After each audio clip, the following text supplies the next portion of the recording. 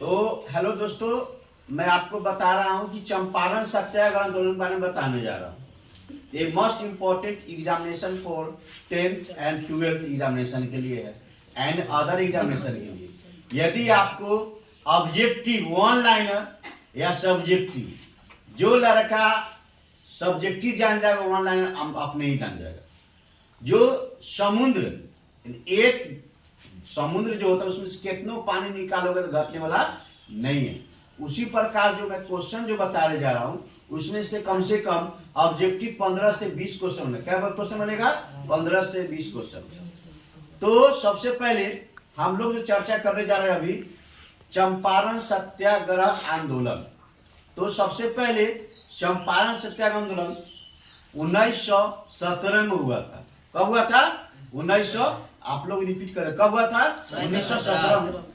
1917 में जब आंदोलन हुआ तो इस आंदोलन का मुख्य उद्देश्य नील की खेती के लेकर था। नील की खेती कहने का अर्थ है वैसा खेत जहां एक बार जब खेती कर दिया जाता है उसमें पुनः, नील की खेती का अर्थ होता है उस खेत में एक बार खेती कर देने के बाद फिर दूसरा फसल नहीं हो सकता है। इस चंपारण सत्याग्रह आंदोलन मुख्य रूप से बिहार के पश्चिम चंपारण जिला में हुआ 1917 में। अब वहां के जो किसान थे त्राही यानी आपस में वो लोग काफी दुखी थे। वो खाने के लिए बिलक रहे थे, बिलकने मीन्स कलप रहे थे। अंग्रेजी सरकार ने वहां के जनता के खेत में 20 कट्ठा, इसको 3 गठिया प्रणाली बोला जाता है। 20 कट्ठा में 3 कट्ठा किसान को देता था और 17 कट्ठा वो अपने आप रखता था। और किसान कड़ी मेहनत कर धूप पसीना गाय से या बैल से अपना खेती, पहले प्राचीन काल में लोग बैल से भी भैंस से भी खेती होती थी। लोग क्या किया, खेती करते थे और अंग्रेज आता था अपने सहयोगी के साथ और जो फसल था वो कटवा लेता था नाव के माध्यम से या बैलगाड़ी के माध्यम से ढोकर लेकर चला जाता था। अब वहां का जो किसान था काफी दुखी थे।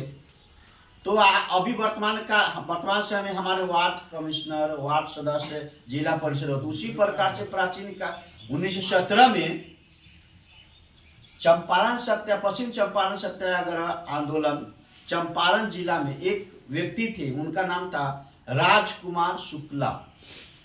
उनका नाम क्या था? डी नोट भी कर सकती हो। राजकुमार शुक्ला जी ने वहां के वहां के जो लोग थे राजकुमार शुक्ला जी के पास चले गए अपना दुखड़ा सुनाने के लिए। जैसे अभी वार्ड कमिश्नर के पास जाते हैं ना, कुछ प्रॉब्लम होती है तो उसी प्रकार उनके पास गए राजकुमार शुक्ला जी के पास। राजकुमार शुक्ला जी के पास गए तो शुक्ला जी की कहानी पूरी बात मालूम हुई। उसी समय तत्क्षण 1916 में महात्मा गांधी बैरिस्टर से पढ़ाई कर विदेश से वापस आए थे हमारे भारत में।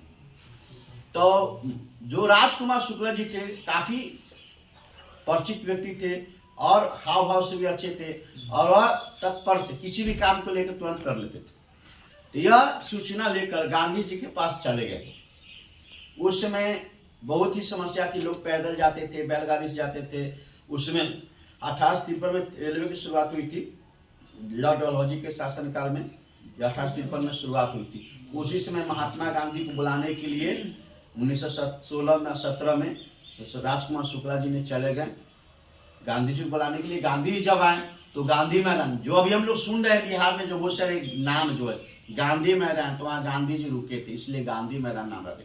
फिर गांधी सेतु देख रहे हैं ना, गांधी सेतु पुल देख रहे हैं, उसका गांधी सेतु, गांधी जी पहले उसी से ही क्रॉस, नीचे से क्रॉस किए थे। उन्हीं के नाम पर गांधी सेतु रखे। फिर उसी प्रकार गांधी चौक, फिर गांधी आश्रम, तो वहां पर एक व्यक्ति थे उनके यहाँ रुके थे इसलिए वहां पर गांधी आश्रम नाम। वैसे होते हुए चल दिया अपना पश्चिम चंपारण। जब वहां पर गए तो वहां किसानों की दुखड़ा सुने और सुनने के बाद महात्मा गांधी ने अंग्रेजी को विरोध किया और अंत में अंग्रेज को झुकना पड़ा और अंग्रेजों ने वहां से अपना बोरिया बस्ता यानी जितने भी था कार्यक्रम अपना लेकर घसक गए और हमारे बिहार में पश्चिम चंपारण जिला में जो किसान थे खुशी की माहौल छा गए। उसी समय 1917 के बाद अंग्रेज जो थे वहाँ से निरखिया प्रणाली खत्म कर दिए या नील की खेती करना खत्म कर दिए।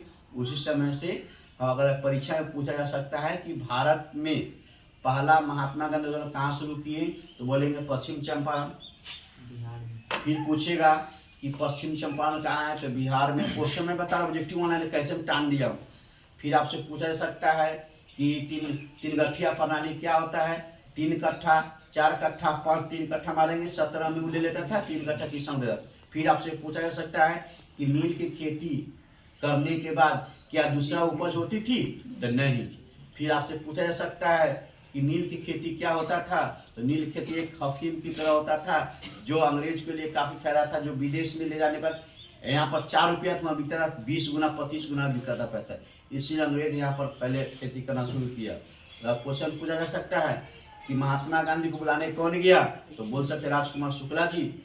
महात्मा गांधी को ही क्यों चुना गया तो क्योंकि महात्मा गांधी विदेश से पढ़ाई करके आए थे इसलिए उन्हें चुना गया। महात्मा गांधी आए तो यहाँ क्या किए तो अंग्रेजों को विरोध किए और क्या पूर्ण रूप से 1917 में नील की समाप्त हो गई तो हो गई। यदि वीडियो अच्छी लगे तो लाइक कर देंगे, शेयर करें, कमेंट में फिर नेक्स्ट वीडियो के